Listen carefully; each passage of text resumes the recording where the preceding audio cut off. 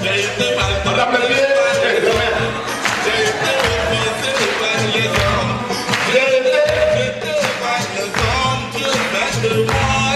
les amis de Madame Abdel, c'est là-bas. C'est là-bas, là-bas. Et puis, c'est là-bas. Non, je vous attends pas dans le frigo.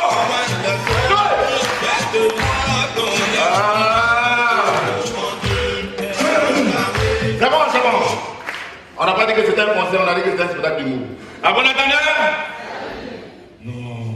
Vous avez tous ces noms-là? À bon entendeur? À bon entendeur? Merci beaucoup, mesdames et messieurs. Si je suis devant vous, c'est que je suis pas ailleurs. Si vous êtes ici, c'est que vous n'êtes pas dehors. Je sais que vous êtes plein. C'est pas impossible. Nous sommes dans un pays où on marche beaucoup. Donc il faut que vous ayez bien des raisons pour vous plaindre. Mais aussi un peu, quand même, c'est planifié en fait. Alors, on a dit 20h parce qu'on savait qu'on allait commencer à 22h.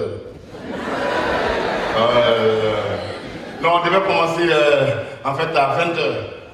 Mais c'est mon couturier qui m'a créé des problèmes. Mon couturier qui m'a créé des problèmes. Le matin, quand j'ai essayé la tenue, ma fille m'a dit, papa, tu es sûr que tu vas porter ça devant les gens? J'ai dit, on faut commencer le métier au-dessus. À bon entendeur, mesdames et messieurs, nous sommes au 21e siècle. Un siècle sans pareil, où on ne peut rien faire sans appareil. On a des fumées sans feu, des téléphones sans fil, on a même des véhicules sans clé. Du coup, dans la société, on a des hommes sans parole, on a des femmes sans pudeur. Les deux rendent une relation sans sentiment. Ça donne forcément une grossesse sans père. Et cette grossesse sans père donne un enfant sans stabilité de la tête. Et le pays aussi est à l'image de cet enfant. Nous sommes aujourd'hui dans des pays qui sont dans des situations où la paix s'éteint, s'allume comme des jeux de lumière. À mon entendeur! Mais dans une situation aussi compliquée, quand on décide de se marier, comme moi, j'ai décidé de me marier, c'est pas facile. Vous savez, le mariage c'est un cercle bizarre. Ceux qui sont dehors, ils veulent rentrer. Ceux qui sont dedans, ils veulent sortir. Je ne sais pas trop pourquoi, mais moi je n'ai pas encore essayé. Donc ce soir, je suis venu avec vous pour que vous m'aidiez à décider est-ce que je dois me marier ou pas. Est-ce que je dois me marier ou? Est-ce que je dois me marier ou? Quand j'ai décidé de me marier, la première personne que j'ai rencontrée m'a dit, mon frère, je te préviens, un homme quand il est seul, il s'ennuie. Après il se marie, il a des ennuis. Je dis, je ne comprends pas trop. Je dis, tu comprendras quand tu seras dedans. Jusqu'à un an après le mariage, madame parle et monsieur écoute. Après 2 ans, monsieur parle et madame écoute. Au-delà de 3 ans, les deux parlent et les voisins écoutent. On ne sait pas qui a tort, qui a raison.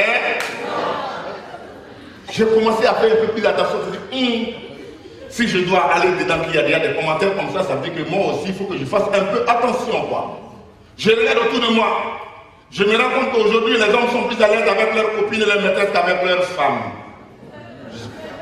Et, exemple, Abidjan ici, un homme normal, il a sa femme, sa maîtresse et sa copine. Ça, c'est un homme normal.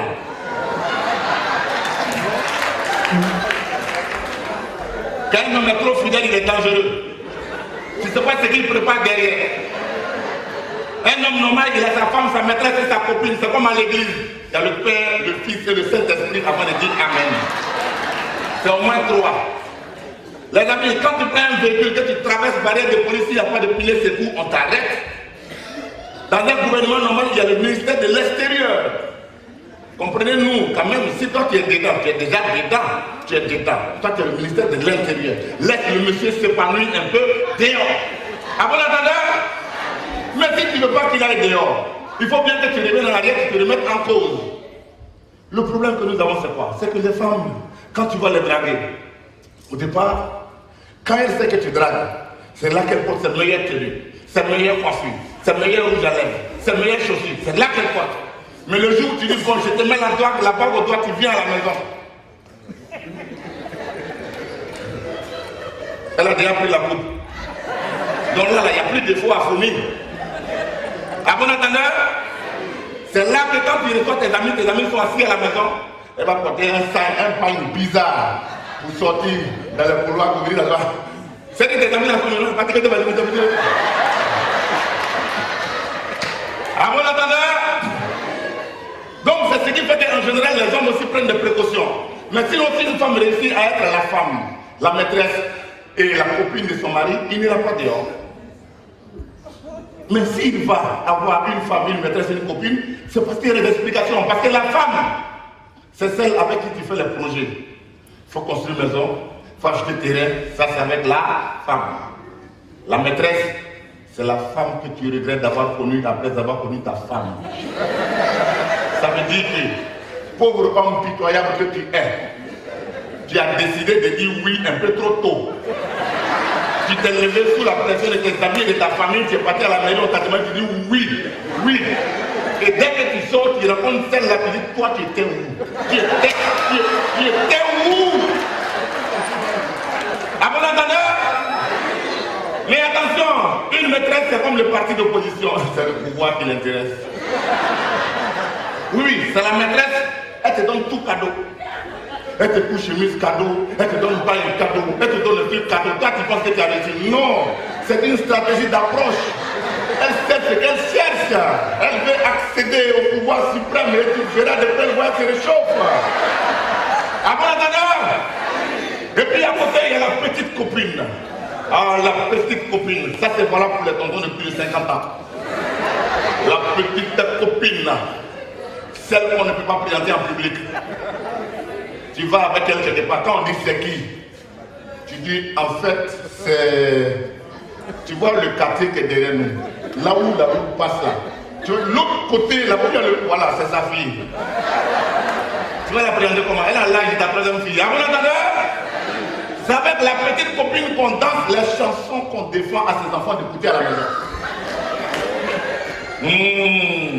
Tes enfants sont à la maison, de couper décalé. Je dis c'est quoi ça? Et dis-moi ça. La même nuit à 2h du matin, les enfants dorment, toi tu es dehors derrière la petite fille qui est là de ton enfant là. Papa, où t'es? Où t'es? Papa, où t'es?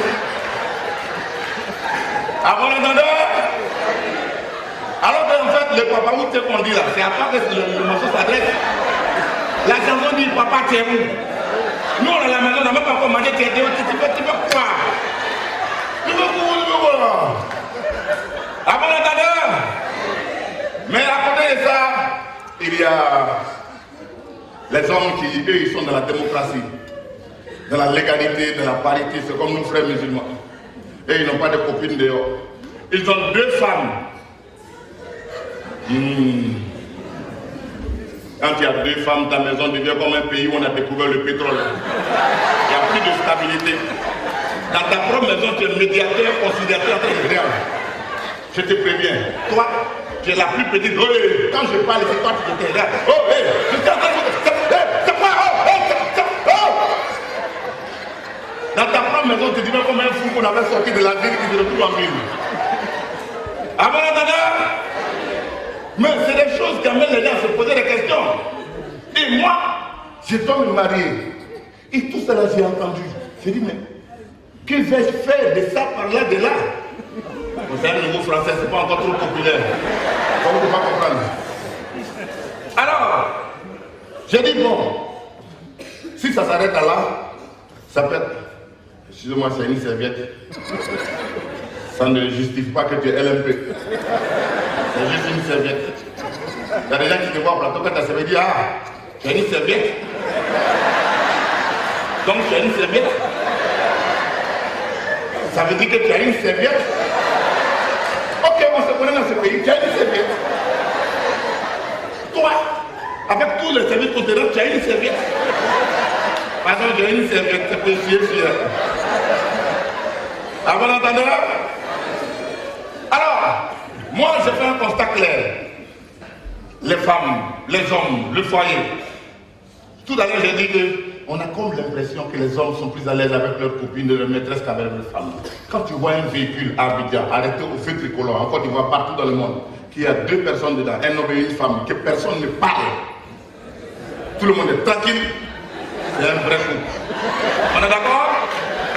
Ils ont tout le temps pour parler à la maison, c'est pas ici. Ils dorment ensemble, ils se remettent ensemble, c'est dans le voiture, ils vont dire quoi? Mais quand tu vois 2 personnes, une femme et un homme dans le véhicule, c'est pas un vrai coup. Ils n'ont pas beaucoup de temps à passer ensemble. Le propriétaire va récupérer son affaire. Mon cher, il faut tout dire en même temps, on ne sait jamais. On ne sait jamais. Le monsieur, il a dit à sa femme qu'il est en réunion et puis il est avec toi. si tu ne fais pas la réunion, après quand l'heure va finir, on va l'appeler. On va dire, Céline, tu es où? Il va partir à la maison. À bon entendeur, les hommes, les femmes, le foyer. Je connais un monsieur qui, lui, il avait 2 femmes. Elles étaient très femmes, quoi. Prototype de femmes. Tout ce que tu fais pour elles, elles restent une femme. Elles sont 2. Et le monsieur, lui, il croit en Dieu. Donc, il a décidé d'envoyer ses femmes à l'église pour essayer de les calmer. Parce qu'aujourd'hui, c'est la Pâque. Et le Saint-Esprit avoir l'option céleste. Oh, combien de fois puissant pour toucher le cœur des uns et des autres. Oh, alléluia. Oh, Seigneur. Oh, oh. Vous allez réveiller mon option. Oh, oh. À mon entendeur, le monsieur, il envoie ses 2 femmes à l'église. Comme elles sont des collègues, enfin, des co-épouses, de toute façon, elles travaillent dans la même société. Non, soyons sérieux. Un homme, c'est comme une entreprise qui crée des embauches. Et les femmes sont les employés. Mais ce qu'on ne comprend pas dans ce genre d'employés, c'est que quand elles sont dehors, elles veulent être admises dans la société. Quand elles sont dehors, elles veulent travailler. Elles étaient dehors et puis elles ont travaillé. Mais dès qu'elles commencent à travailler, quand tu veux embaucher quelqu'un d'autre, elles se plaignent. Le monsieur, il envoie ses 2 épouses à l'église. Elles sont assises côte à côte. Vous savez, maintenant, il y a un genre d'église qui est arrivé où, pour montrer que la parole de Dieu te touche, il faut tomber en transe. Il faut tomber en transe. Sinon, c'est que toi, Dieu ne t'a pas touché. Ouais, ouais. Et quand tu tombes en transe, puis tu parles en langue. Dans une langue que toi-même tu ne comprends pas. Je n'ai jamais compris cette partie-là. Toi-même, en temps réel, si on dit explique ce que tu dis, tu ne vas jamais pouvoir expliquer. Mais là, ce n'est plus toi qui parles, c'est l'esprit qui parle pour toi. À bon entendeur, les 2 femmes sont assises côte à côte. Et le pasteur, l'homme de Dieu, de chez a commencé à presser la parole de Dieu. Donc il y a une qui est tombée en transe. La plus petite. Malheureusement pour elle, c'est elle qui est tombée en transe. Et quand elle est tombée en transe, en même temps, ça a commencé. Oh.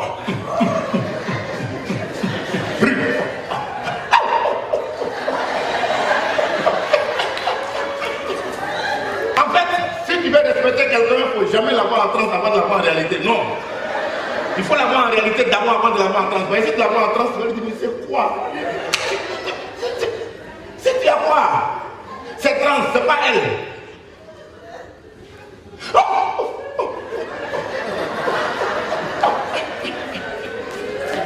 Quand on tombe en transe, on parle. Ça, ce n'est plus toi qui parles, c'est l'Éternel qui parle. Ainsi parle l'Éternel. Ainsi parle l'Éternel. Ne lâchez pas les enfants de Dieu.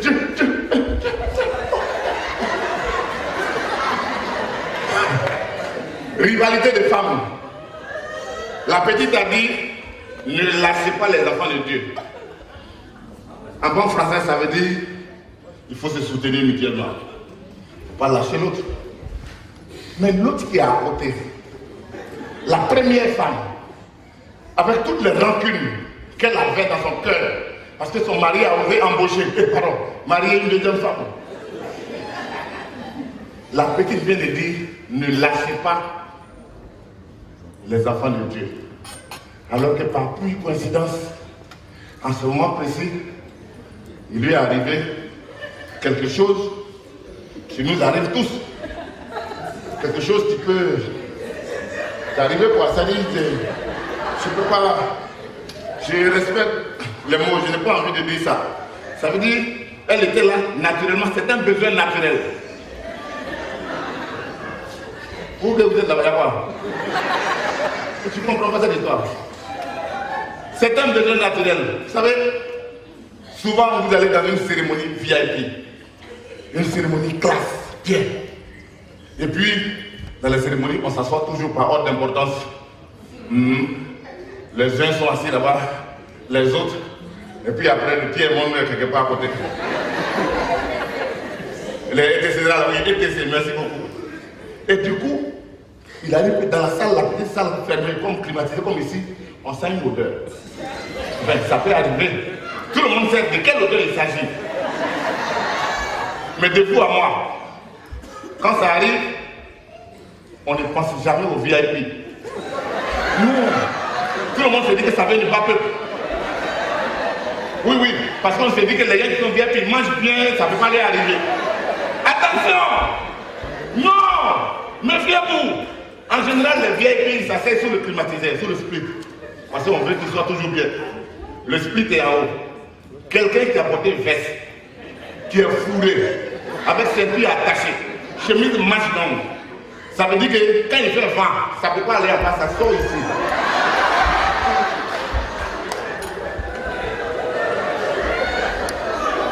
Ça sort. Ça cherche route en bas et quand ça trouve pas, donc ça sort vers ici. Et comme il est assis en bas du split, qui balance le lait, donc le split lui fait son travail. Le monsieur envoie le truc, le split récupère et ça balance dans la salle. Donc lui de son côté, il ne sent rien. Vous que vous êtes de l'autre côté, c'est vous qui sentez et vous vous accusez en nous, c'est toi qui as fait non. Non, ça vient de chez le VIP. À mon entendeur, et c'est un besoin qui arrive à tout le monde. Ça arrive à tout le monde. Je sais que depuis que vous êtes là, il y a des gens qui ont déjà fait ça moi une ou deux fois.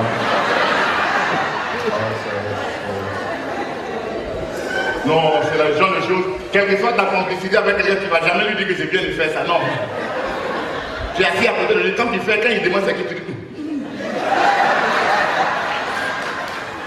Il est assis côte à côte. C'est toi qui as fait. Et le monsieur, il ne supporte pas. Peut-être qu'il a hâte. Donc quand il sait, il veut. Et là, c'est toi-même qui passe. Il dit, je ne sais même pas les gens en même temps. Il ne sait pas ce qu'il mange. Oh, c'est toi qui veux le faire. Donc soyez courageux. Je sais que dans la salle ici, il y a des gens qui sont déjà en train de faire une propagande sérieuse. Et c'est pour cela que j'espère qu'il y a des prostrats. Bon, il y a la climatisation. Mais la climatisation aussi exagère souvent les choses. Tout ce qui sent un peu, quand climatisé est là, ça sent fort. Donc le monsieur et ses deux femmes. L'autre femme qui était assise quand la plus jeune est tombée en transe, elle avait par pure coïncidence, elle a fait vent. Et l'autre, elle s'est levée, quand elle est tombée en transe, elle n'a rien eu à dire. Si c'est pas, ne lâchez pas les enfants de Dieu. Tout ce qu'elle a dit après là, sa rivale, ça ne l'intéresse pas. C'est lâcher qu'elle a dit là. C'est ça, elle se dit, mais attends, la petite fille là, non seulement je l'ai laissé marier mon mari, et c'est là qu'elle va se lever en premier pour dire que je lâche. Donc elle aussi, elle tombe en transe.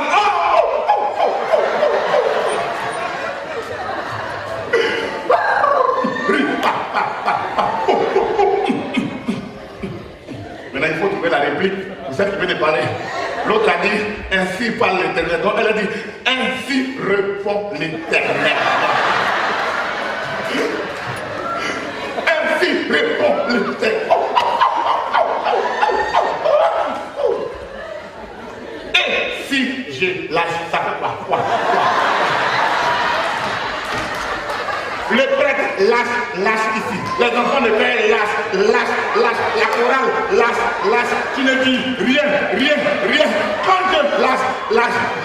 C'est là que tu parles. Sorcière, j'ai vaincu. À mon honneur.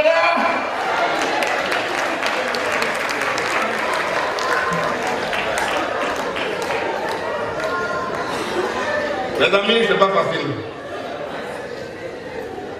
Moi, j'ai vu tout ça là. Puis je dois me marier. Oh ouais. Je vais commencer avec une d'abord, une.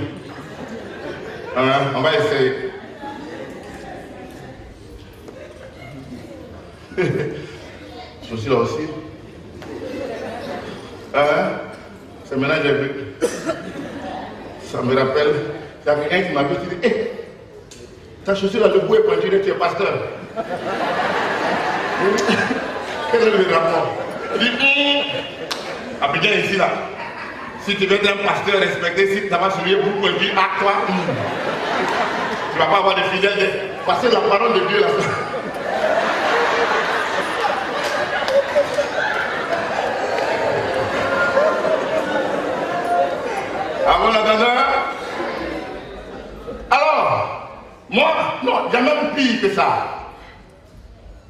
à l'heure, je vous ai dit, un homme, une femme dans la voiture et tout. Non. Jésus, je sais que vous êtes au courant. Un homme et son épouse légitime, légale. Les deux, dans un véhicule qu'ils ont acheté avec leur argent. Ils sont en train d'avancer. Et puis le feu est rouge. Donc, ils s'arrêtent. Alors que vous savez, en Côte d'Ivoire aujourd'hui, nos enfants sont de véritables dangers. Le monsieur est innocent. Il est assis avec sa femme. Ils sont en train de passer à leur projet. Et c'est là que le diable va envoyer une tentation. Une jeune fille, belle, comme la lune à son 15e jour. Ça veut dire, elle est belle. Bon, je ne sais pas comment décrire, elle est belle quoi. Avec tout l'orchestre à sa place. Ça veut dire tout ce qu'il faut, comme il faut, ça dit, tout est là. Alors qu'un homme normal, il est normal, le monsieur est assis à côté de sa femme. Le feu est rouge et la fille passe. C'est le feu qui regardait. Mais il y a eu un corps étranger qui est passé. Donc comme c'est un être humain, son esprit, l'esprit de l'homme, c'est pas ce que tu as envie de voir que ça te montre. C'est ce qui a envie de se faire voir qui se montre à toi. Et la fille passe. Ça veut dire vraiment, elle passe quoi? Tu vois, elle passe. Vous avez des gens de femmes qui marchent avec tout trempe sur elle. Tu ne sais pas si elle a vibré dans son corps, mais quand elle marche, elle est passée. Quand elle est arrivée devant un être, le monsieur, comme c'est un être humain, il a vu, ça l'a choqué. Il dit, waouh. Il ne s'attendait pas, il a vu, il a dit waouh. Sa femme qui est à côté, elle aussi, elle a vu. Mais comme c'est femme, elle va demander au monsieur, quel waouh. Le monsieur dit, waouh, le fruit, ça dure trop. Waouh, je pense que la circulation à Abidjan, c'est bien. Waouh, maintenant, on va passer par le troisième point. Waouh, je t'aime beaucoup. Waouh, je pense que ça va de waouh, waouh, waouh. Après l'entendeur, il a failli dire waouh jusqu'au petit matin parce que sa femme l'a mélangé. Alors, chers amis, avec tout ça, la serviette, je voulais merci mon cou, mais je dis, cher, là où ça est dans ma main, ça me crée problème. Et quand je ça sur mon cou, il y a des endroits où on va t'interner ici. Toi, oh, tu es sûr que c'est ici que tu viens? Avec une serviette sur ton cou? C'est une simple serviette. Alors, chers amis, quand j'ai vu et entendu tout ça, j'ai dit bon, pour prendre une décision si importante, je ne peux pas me lever comme ça pour dire que je m'appelle. Il faut que je tourne un peu pour me renseigner. C'est même ça qui m'a mené devant vous aujourd'hui. Mais avant que je n'arrive à vous, on dit ton premier parent c'est ton voisin. Donc, il y a mon vieux père du quartier. Vous savez, souvent, il y a des gens qui sont dans le quartier, tout le monde l'appelle vieux père. Toi, tu ne sais pas pourquoi on l'appelle vieux père, mais toi aussi, tu l'appelles vieux père. Il ne t'a jamais aidé dans quoi que ce soit. C'est lui qui a toujours besoin de toi pour t'envoyer dans les endroits où tu n'as jamais envie de partir. C'est mon vieux père. Il a eu une expérience maritale, mais vraiment à un sommet. Il a fait 7 mariages, 7 divorces. Ah, il a expérimenté, hein. Il a vécu. Il a vécu. Il est professeur de philosophie et de mathématiques. Après son dernier divorce, il est devenu champion de jeux de dames au quartier. Oui, il a trop vécu de choses, mais il laisse tout dans dames. Toi, tu as ça que tu es parti, mais je sais que... Oh! Je t'ai vu, petite sorcière, c'est cette dame-là, petite sorcière, tes parents et toi! On va pas ici! Jou. Vous pensez que vous êtes les seuls à voir clair. Moi, oh! Ça, ce sont tes bagages que tu vas prendre pour revenir chez moi ici. Vous savez, il y a plusieurs gens de folie. Hein. Il y a ceux que vous voyez que tout le monde considère comme des fous. Il y a ceux que pour eux le dépasse tellement que tu le vois, ceux qui marchent. Et tu penses que c'est à toi il parle. Il te demande et puis il fait. Pourquoi? Non, petit mec, il peut pas, tu peux pas comprendre ce que si tu rentres dedans, tu vas tomber malade. Donc il fait là mon vieux père. Je lui ai dit, vieux père, je veux me marier.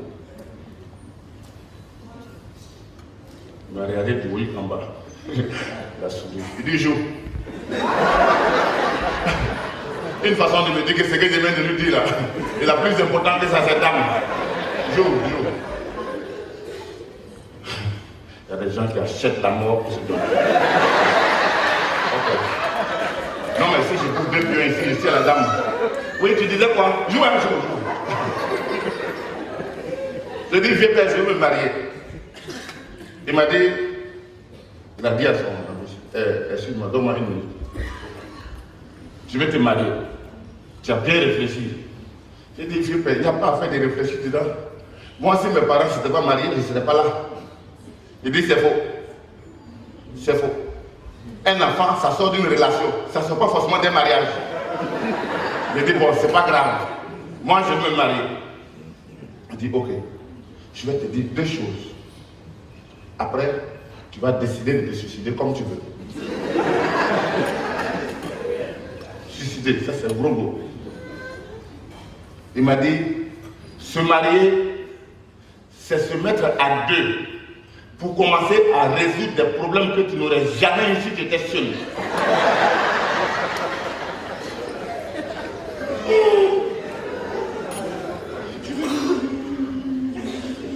Il dit, je t'explique. Le mariage est égal à addition des problèmes, multiplication des responsabilités, soustraction de liberté et division des biens. C'était devenu un peu trop fort pour moi. Il dit, vieux père, explique-moi. Il dit, je commence par addition des problèmes. Quand tu étais seul, on imagine que tu es jeune fonctionnaire, que tu es seul fonctionnaire, tu travailles, tu vis chez toi. Si tu vas dans un magasin pour acheter une chaussure, c'est ta chaussure. Pantalon, t-shirt, casquette, tout ce que tu veux, tu achètes pour toi. Le jour où tu vas te marier, mon petit, si tu achètes basket, tu vas payer bottillon. Si tu as payé pantalon, on va te demander robe. Si tu as payé chemise, tu vas payer bustier. Ça veut dire, le jour que tu achètes casquette, on va te demander perruque. Ça veut dire que toi, il y a des choses que tu vas acheter que tu n'utilises jamais. Il y a des choses que toujours on va te demander d'acheter mais tu n'utilises pas. C'est addition des problèmes. À bon entendeur, je t'ai pas bien convaincu. J'ai dit, vieux père, oui, j'ai compris, mais bon, la vie c'est aussi ça, quoi. Parce que tu ne peux pas prendre l'enfant de quelqu'un pour mettre chez toi. Il dit, oui, multiplication des responsabilités. Il ne me laisse même pas le temps de parler. Il est tellement convaincu de sa thèse. Multiplication des responsabilités. Demande aux musulmans. Atakbir. Souma takbir. Demandez aux musulmans. Dans le mois de carême. Ça veut dire toi-même, tes parents qui ont souffert pour t'accoucher là. Quand tu dois payer cycle, tu payes d'abord pour tes beaux-parents. Quand la fête arrive, mouton là, tu payes d'abord pour les gens que tu as connus dans la vie. Tu vas donner un mouton de ta belle famille avant d'envoyer un mouton à tes propres parents qui t'ont accouché. Ça, c'est multiplication des responsabilités. Mais ce qui inquiète plus les hommes, c'est la soustraction de liberté. Un homme. Vous voyez quelqu'un qui a dit, ah ça. Rémi, même lui, il est là. Il est bien hypothéqué. Mon ami, j'espère que tu es venu seul. Soustraction de liberté. Quand tu n'es pas encore marié, tu as ta petite maison. Tu rentres quand tu veux. Tu sors quand tu veux. Si tu veux, tu ne rentres pas. C'est chez toi. Mais le jour où tu dis oui à la mairie, dans ta propre maison, tu as comme l'impression qu'il y a CIA, KGB, FBI, FRC, police anti-poserie, police anti... Ça veut dire que tu ne peux même pas parler de ta propre maison. Quand ton téléphone sonne, c'est comme si la Troisième Guerre mondiale commence. À peine tu dis allô, on dit c'est qui?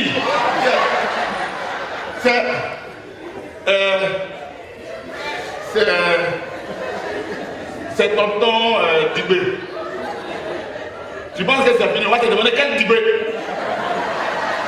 Tu dis non, Dibé, gagne-moi là. Il dit, gagne-moi quel village? Tu dis, gagne-moi vers... À bon entendeur, donc dans ta propre maison, tu es sur surveillance. C'est comme s'il y a un radar qui te surveille chaque jour où il est parti, qu'est-ce qu'il a fait avec il a fait. À bon entendeur, maintenant, c'est pas ça le comble. Le comble, c'est division de biens. Quand tu n'es pas encore marié, ton salaire, c'est pour toi. Le jour où tu prends l'enfant de quelqu'un pour mettre dans ta maison, mon ami, il faut être prêt, vous allez diviser ton salaire. Et c'est ça qui n'est pas facile. Souvent, les hommes ne refusent pas en général. Mais il y a des femmes qui font enquête de moralité sur les maris. Elle a déjà dit oui à la mairie, elle est chez le monsieur. Mais elle fait enquête pour savoir quel jour son virement a été fait. Maintenant, au lieu de lui demander, elle ne lui demande pas. Elle a le numéro de tous ses collègues. Elle se lève le matin. Hé, monsieur Seydou, ça va? C'est madame Lago. J'ai dit, votre patron là, pourquoi il vous fatigue comme ça? Un homme ne peut pas travailler, plus jamais on fait, jamais votre virement. C'est lui aussi, il ne sait pas. Donc lui il dit, non, ça a été fait déjà. Après il vient se rattraper, mais il a déjà dit. Elle dit, c'était un bonsoir au salut la famille. Elle a déjà dit ce qu'elle voulait. Elle vient maintenant chez elle à la maison, pardon. Elle dit à son mari, chérie, ça va? Vous-même là, vous souffrez d'elle. Elle connaît la vérité. Hein. Au lieu de venir dire, je sais que ton salaire est passé. Elle va lui dire, vous souffrez d'elle. Toi-même, je pense qu'il faut qu'on commence à déployer des dossiers ailleurs pour que tu cherches travail. Parce que regarde, depuis là, le salaire là, ça passe pas. Le monsieur aussi, c'est pas dit oui. Pour le mois passé, non, c'est même pas encore passé.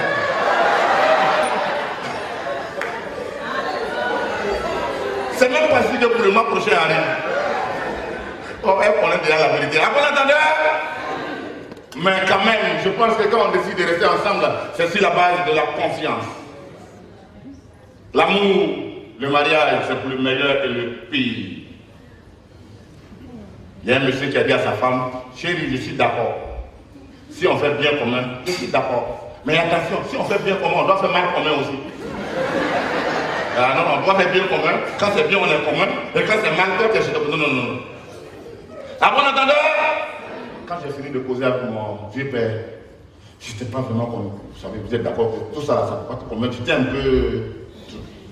Donc j'ai pris mon cas, j'ai dit je vais au village pour aller rencontrer mon grand-père.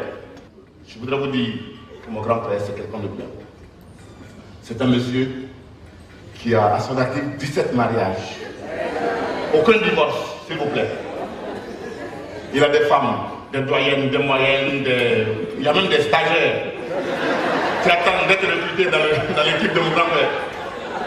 Mon grand-père, il est pour moi ce que François Hollande est devenu pour les Maliens.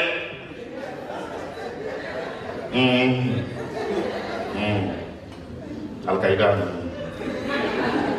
François Hollande, Mali, on ne peut pas te dire, tu sais.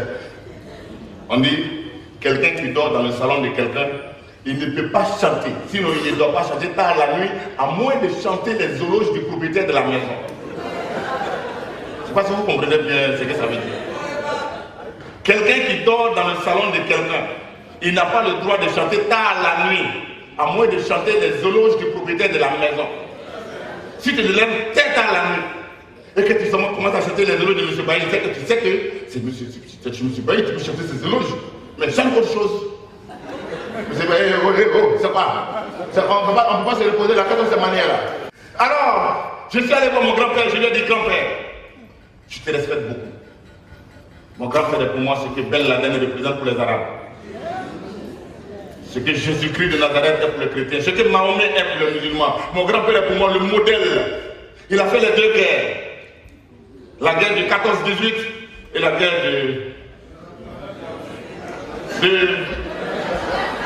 il n'était pas là, donc.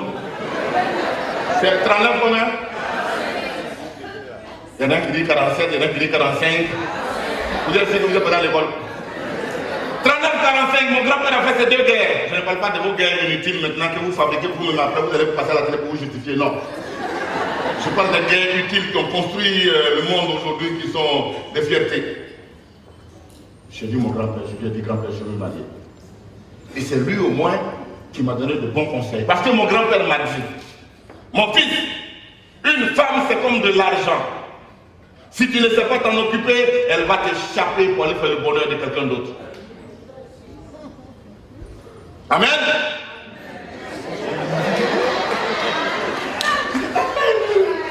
Il y en a qui sont prêts pour te dire, dès que tu lances la main, il dit, la femme c'est comme de l'argent, si tu ne sais pas t'en occuper, elle va t'échapper pour aller faire le bonheur de quelqu'un d'autre. Je dis, grand-père, je suis d'accord avec toi, mais moi je vais vivre avec quelqu'un qui va s'occuper de moi aussi. Moi, il faut mettre là pour m'occuper de toi. Il dit, mon fils, je t'ai dit, avant de te décider pour ton mariage, je te dis une chose. La femme, en fonction de son âge, elle ressemble à un pays ou un continent. Vous-même, Les amis, la femme, entre 15 et 25 ans, elle ressemble au continent africain. Elle ne réfléchit pas beaucoup. Quand tu dis viens, elle vient d'abord et après dit oh, le salaud il m'a eu. Entre 25 et 30 ans, la femme ressemble à la France, sinon à Paris. Paris n'a pas d'amis, c'est les intérêts. C'est pas ce que tu es qui l'intéresse, c'est ce que tu as qui l'intéresse. De vous à moi, si vous voyez un blanc, j'ai des amis français qui sont là, je vous aime beaucoup. Mais quand vous voyez un blanc en Afrique, c'est pas pour ce qui est sur le sol, c'est ce qui est en bas qui l'intéresse. Après, vous regardez en haut, oui, non. Il y a bien une raison. La femme, autour de 40 ans, elle ressemble aux États-Unis d'Amérique. Si tu n'as pas l'argent, c'est pas la peine. Quand on dit chérie, je sais, mais je vais te dire quelque chose. Là où je suis là, je ne suis pas une gamine, j'ai 2 enfants, je paye maison, je paye.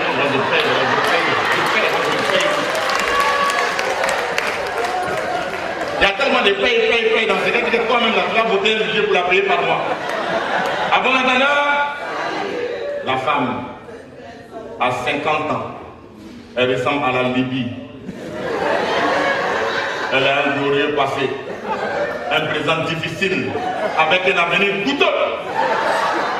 Et en général, c'est à 50 ans que la femme va te dire, moi là, dans mon enfant. Dans mon enfant. Si tu m'appelles dans mon enfant, moi là, dans mon enfant. Dans mon enfant. Dans mon enfant. Avant. Dans la vie, quand tu vois quelqu'un qui parle beaucoup de son enfant, c'est que dans son avenir, il y a... C'est vous qui avez dit ça. La femme autour de 60 ans, elle ressemble au Libéria, à la Sierra Leone, au Rwanda. La guerre a tout détruit. On fait des travaux de reconstruction avec les mèches, les maquillages, et la vieillesse est au rendez-vous. La vieillesse est au rendez-vous. La vieillesse est au rendez-vous. C'est pas le comble. La femme, après 60 ans, elle ressemble à Afghanistan, Kyrgyzstan, Pakistan. Tout le monde sait là où c'est, mais personne ne va là-bas. Personne ne va là-bas. De vous à moi, est-ce que vous avez déjà vu ici ou ailleurs un homme avec son téléphone en main, en train de dire allô? Oui, je vais à Afghanistan avec ma famille. On va à la plage pour faire 2 semaines. Va. Faut pas dire. Il y a bien d'avions pour aller à Afghanistan, mais ils sont combien qui vont là-bas? Tu t'es promené, on a des artistes qui chantent beaucoup. Demandez à Sam, on a qu'à aller faire un concert à Afghanistan. C'est bon, mais tu vas venir t'applaudir. Et c'est pour cela, en général, les amis, que vous allez voir qu'un homme, quand il va dans une famille, il salue les gens, il va te dire bonsoir chérie, bonsoir bébé, ça va? La vieille, bonsoir. Il ne va pas aller là-bas, il va s'arrêter au même pour dire la vieille, bonjour. Oh, il oublie que lui-même, un lui sera vieux. Confidence pour confidence. Un jour, j'ai raconté cette blague-là quelque part. Puis il y a une femme qui a dit vous parlez toujours des hommes, vous ne parlez jamais des femmes. Je lui ai dit madame, vous avez quelque chose à dire? Elle m'a dit oui, les hommes, ils sont comme les avions, c'est leur queue qui les dirige.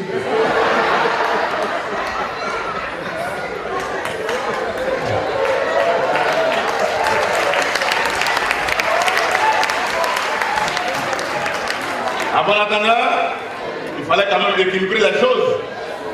Il fallait quand même équilibrer parce que tu sais, après tout, notre destin est dans la main des femmes. On ne sait jamais, non? On ne sait jamais. C'est là que mon grand-père m'a dit, mon fils, la femme, la meilleure, ce n'est pas celle qui te séduit ou qui te dompte avec la couleur de sa peau, de son regard ou de ses vêtements, non. C'est celle qui est avec toi, dans le haut et dans le bas, dans la souffrance et dans la détresse, dans les moments les plus difficiles, les moments les plus impérieux, dans la difficulté, celle qui est derrière toi comme un gardien quand tu es devant comme un attaquant, celle qui est avec toi dans le noir, dans la tristesse, dans la souffrance, dans la chute, celle qui est avec toi pendant que tout le monde te laisse tomber, quand on te chasse, quand on te traite de sorcier, de n'importe quoi, celle qui est avec toi, c'est celle-là la bonne femme.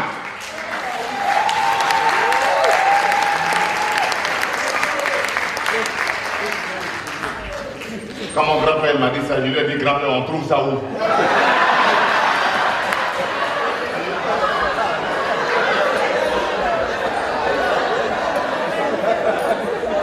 De vous à moi, on trouve ça où?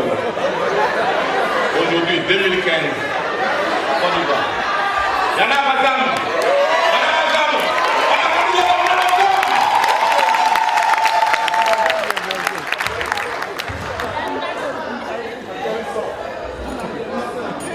C'est ça, ouais. Il y en a, bah, j'ai vu des hommes applaudir. Applaudis. Je ne sais pas ce qu'on les réserve après.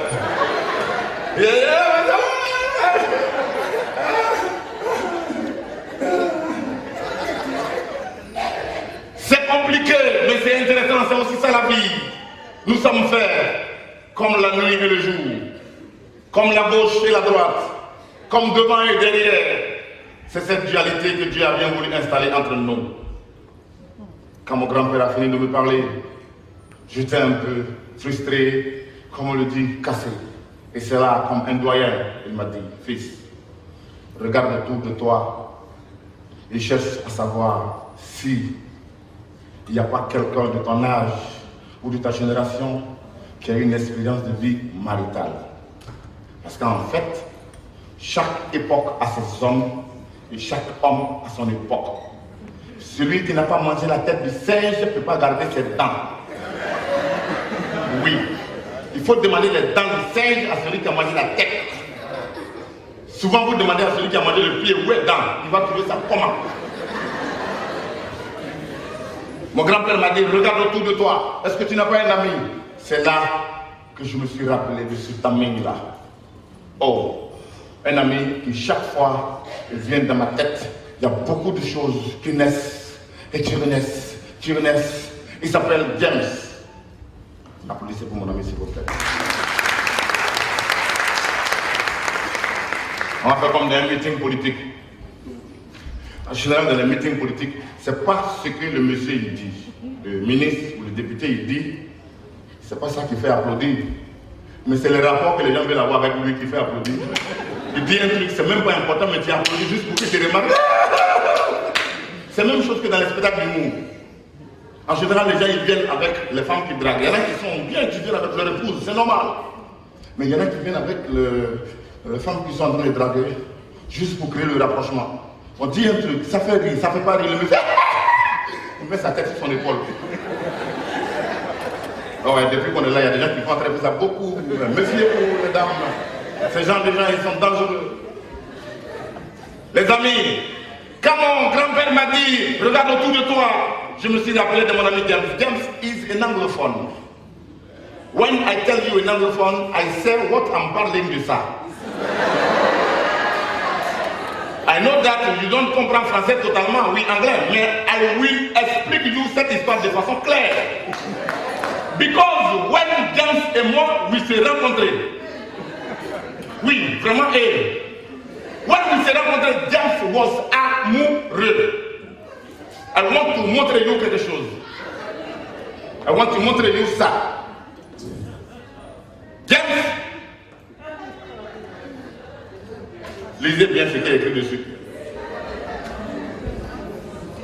Bébé, toi et moi, nous sommes unis pour toujours.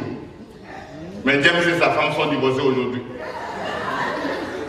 Ça c'est leur cas. When I know James was amoureux. Vous savez de quoi il s'agit, quand on dit un homme est amoureux, ça veut dire que tu es amoureux, ça veut dire que ta respiration est rythmée au son de la démarche de la femme de qui tu es amoureux. Tu es quelque part là-bas, elle est là-bas. Quand tu rêves, when you rêves, tu penses à elle. James m'a appelé, il m'a dit Zongo, comme you are my camarade, come to organize the mariage. I was, j'étais. Là, je suis en plein anglais là. I can't do. Ghana is not going to know. De toute façon, à Bassam, on est un peu ghanéen. Ça se dit pas, mais ça se sait.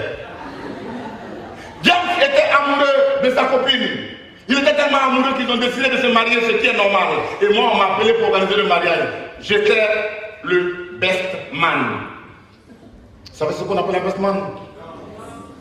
Le best man, c'est le monsieur qui, dans ton mariage, il ne donne pas 5 francs. Mais c'est lui qui dit, les invités s'asseyent ici, déposer la table ici, envoyer les chaises comme ça. C'est lui, son travail, c'est ça. Mais quand on dit cotiser de l'argent, il dit, en fait, ce que j'étais en train de vous dire, c'est que... Mais moi, je suis en best man, j'ai organisé le mariage en 2 temps, 3 mouvements.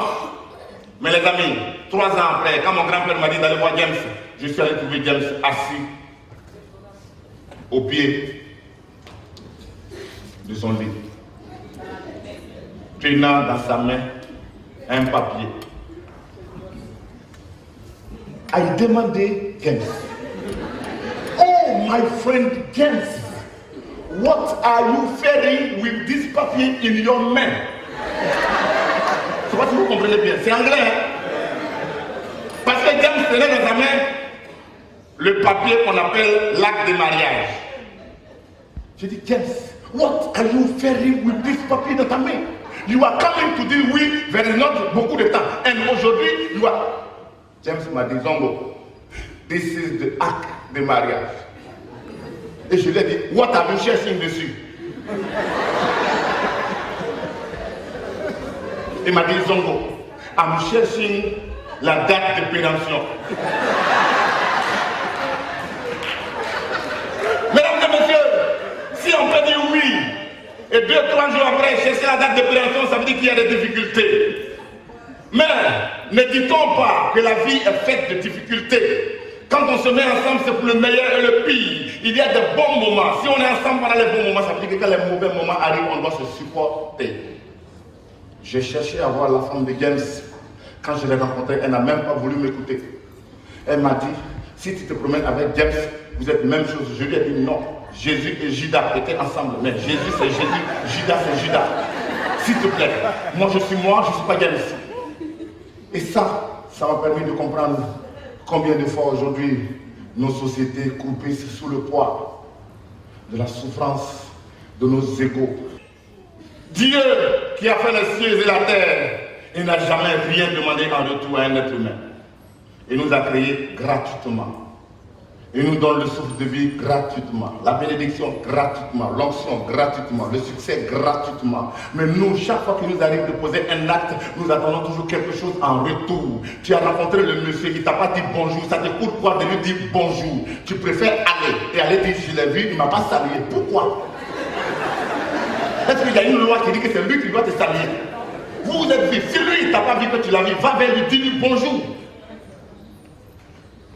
Le seul mot qui devrait être la base de tout, c'est l'amour. Mais l'amour dans son essence, l'amour qui comprend tolérance, indulgence, pardon, acceptation de l'autre avec sa différence, cet amour-là, c'est celui-là que nous devons cultiver dans notre cœur. Parce que mes chers amis, même dans la religion, une religion sans amour, c'est du fanatisme. Une soumission sans amour conduit à la rébellion. Une vie sans amour, c'est un enfer. Une amitié sans amour, c'est de l'hypocrisie. Et un mariage sans amour, c'est la prison.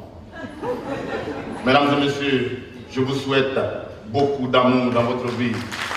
Que la tolérance, la tranquillité, la stabilité, l'indulgence vous accompagnent chez vous. Et retenez qu'à partir de maintenant, une fois par mois, vous pourrez venir ici, vous rencontrer un humoriste, vous faire partager sa part d'amour, sa part de tolérance. tolérance, ça parle de gentillesse, parce que ce monde a besoin de toi, de moi et de nous tous. Mesdames et messieurs, merci et bonne soirée.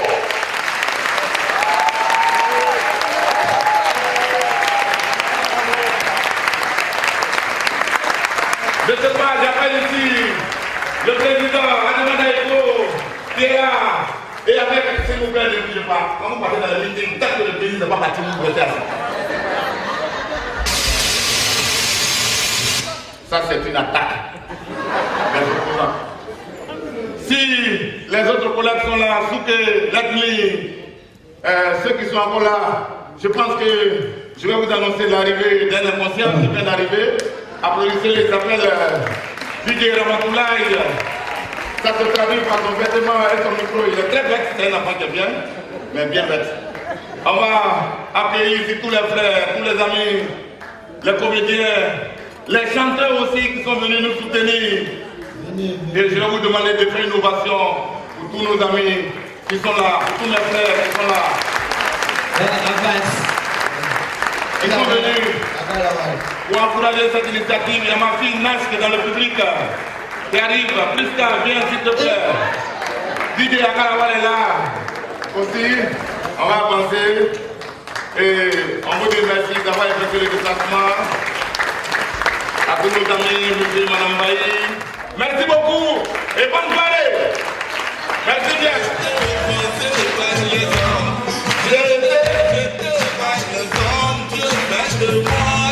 Les amis de Médard, c'est comment? C'est comment là-bas? Et puis, c'est comment? On est dans le